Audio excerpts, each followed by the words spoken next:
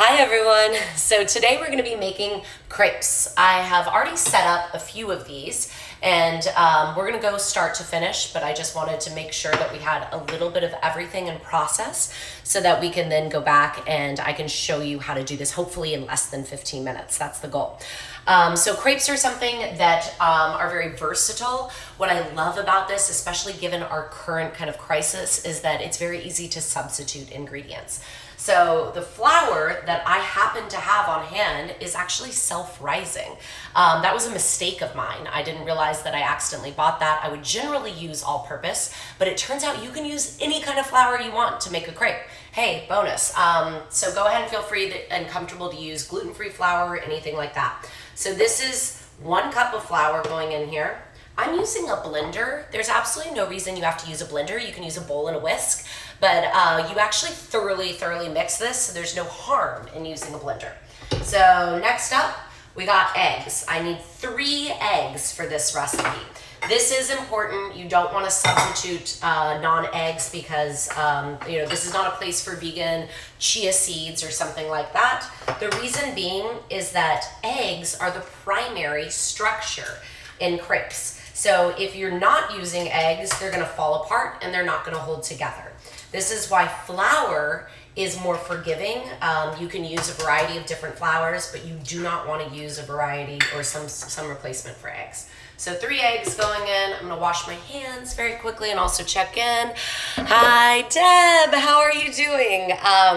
So one of my besties just joined who's also isolating solo, which is not a lot of fun.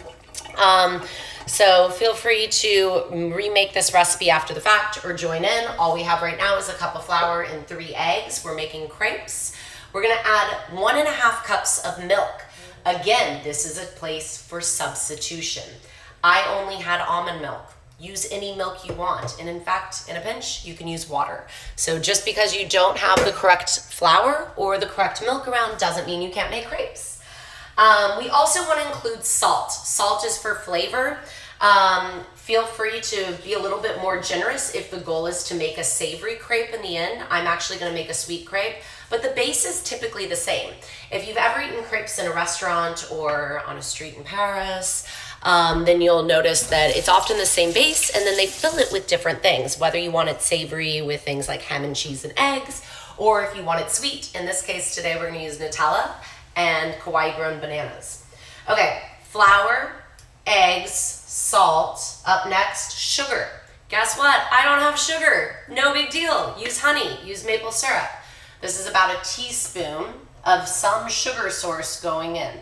Part of this is for browning. If you've ever seen those nice little speckles on the surface, this is what I'm talking about, the specks on the surface of crepes. That's because they brown. And so you're gonna get better browning and better speckling if you actually use sugar. You can avoid it if that's really important to you and you're avoiding sugar these days. All right, we're gonna give this a little bit of a blend and then I'm gonna stream in melted but cooled butter. All right, so here we go. I wanna make sure that this is still going on air. Awesome. All right, so here we go. We're gonna start low because I don't want a big old poof. Oh, how exciting. This outlet doesn't work. I was using an outlet over there. All right, we're gonna re-plug in. I could really use a production assistant right now. Anybody want to be my... Just joking. Production in the age of Corona is real exciting. Our live video is still going? Yes. Why is this so hard? Let's see what happens. Was it that? Oh my God, epic fails. Anybody relate? Lori! One of my island girls just joined. Good to see you. All right, I'm taking this over here to blend. I'm gonna rotate you guys with me. Don't worry. All right, so what we're trying is blend our crepe batter. All right. I'm using a blender just because I happen to have it. If you don't have it, you just use a bowl and a whisk. But you wanna blend this very thoroughly.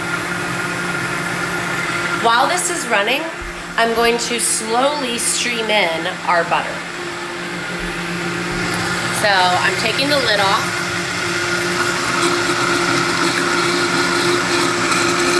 Melted butter. You can use coconut oil, whatever, knock yourself out.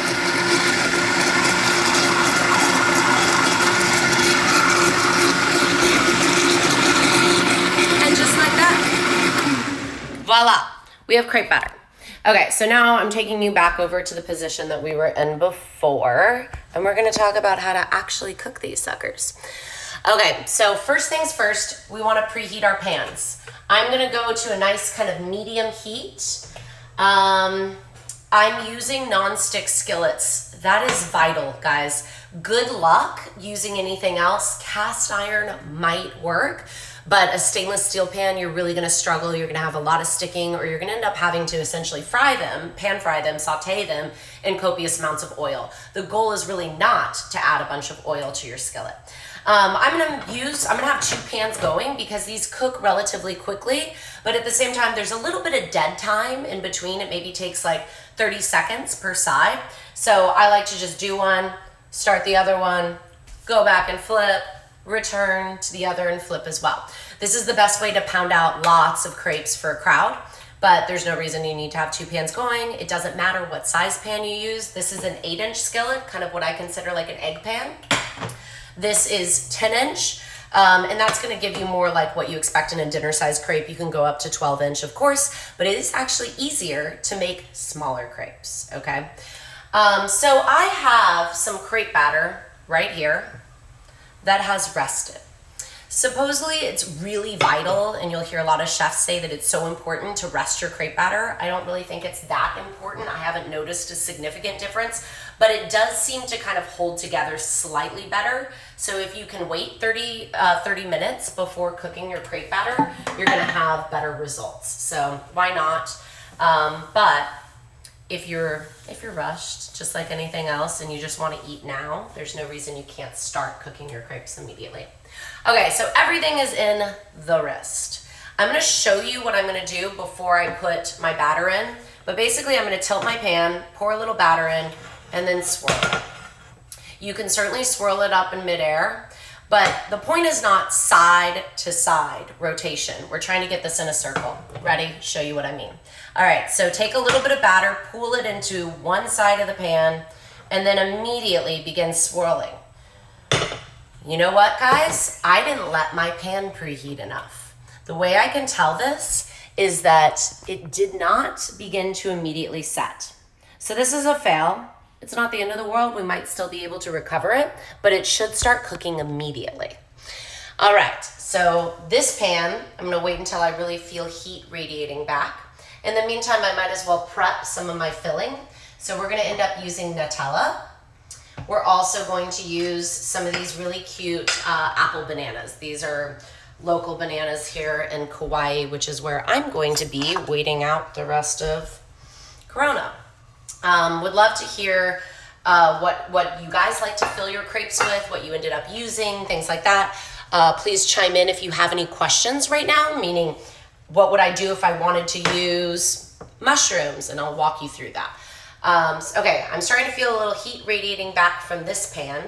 So we're gonna go ahead and do that tilt, okay? So we're adding a little bit to one edge of the skillet, and then immediately we begin swirling to coat the bottom of the pan. Let's say you just messed up. Do you see how I have holes? No big deal, add a tiny bit more, only a tiny bit, and swirl. So see, I'm swirling to get that to coat. All right, we're gonna return to our first one that was a little bit wacky. We're gonna use the edge of this just to kind of lightly loosen to make it easier to flip. But the best tool for flipping are your fingers. If you try to flip it with even a large spatula, you may miss the pan. I feel like I have the most control if I do this to the edge, and then I lift and grab and turn. Again, like a lot of pancakes, your first one might be a fail. Good news is you only use a little bit of batter per crepe. So you're gonna get lots of practice, even if all you do is make this recipe one time, meaning one day, and make this batch. You'll end up having plenty of opportunities to learn your swirl technique and to learn your flip technique. All right, Bananas, let's give them a little chop. If you make crepes ahead, guess what? You can rewarm them in the microwave quite easily. So keep in mind that this is not something that you need to do immediately. And in fact, you could make crepes. I'm making some that I'm gonna eat for dessert later tonight. And so what I'll do is I'll take my plate full of crepes, I'll wrap it in saran wrap, pop it in the fridge, and then when I wanna eat later, I'll just pop a few in the microwave, and then I'll be able to fill them, spread them with Nutella, do whatever it is that I wanna do. All right, got our little bananas chopped up. Let's return to see if it's time to flip that original crepe that we put in this small pan. Taking my spatula, I'm going to loosen the edge. Do you see this? And then I'm gonna lift with my bare hands. Now that one is looking great. Do you see that nice browning? All right. So as soon as this is ready to come out, ooh yeah, see how we got some nice browning? I'm gonna put it on my dinner plate. I'm gonna spread it with a bit of Nutella. Don't worry if the Nutella doesn't spread easily immediately, because as it heats up, it will kind of smush and squish itself around. So we got a little bit of Nutella in there. Next up, we're gonna add a little bit of banana. And I like to fold this into quarters. So I go once and twice. And so there's one, and I'm gonna keep stacking several across the plate.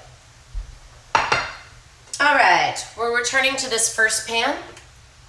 Feeling a little bit of heat radiate. I like to just add a bit of oil. I'm using neutral flavored avocado oil. And then from here, we're going to put into the corner of the pan and immediately begin swirling. See how you hear that sound? That's a good thing. It should start to cook immediately. If it didn't, then that means your pan was not properly preheated. All right, this crepe, see how that beautiful that is? That one's ready as well. So I'm gonna keep making crepes. I can fill them at leisure as we go. I'm gonna finish this one, and I'm gonna go ahead and eat this for breakfast. Please chime in what it is that you wanna learn. I'm gonna be doing this every single day at 5 p.m. Eastern Standard Time. That's 11 p.m. my time, or sorry, 11 a.m. my time. I'm in Kauai. And so let me know if there's anything in particular that you wanna learn, any techniques or particular recipes or challenges. If you have let's say that you have maybe no access to specific ingredients and you're having to substitute something, please go ahead and hit me with those questions. I would love to assist you. I am unemployed right now, so you got me as a captive audience to answer all of your questions. Okay, again, I'm putting the bananas into 1/4 only. And fold this up and over. And fold it again, and then voila. All right, so there we have it, guys. Banana and Nutella crepes. Let you know how these taste. Feel free to fill these with jam, put a little lemon juice and powdered sugar on them, or do something savory like ham and cheese, things like that.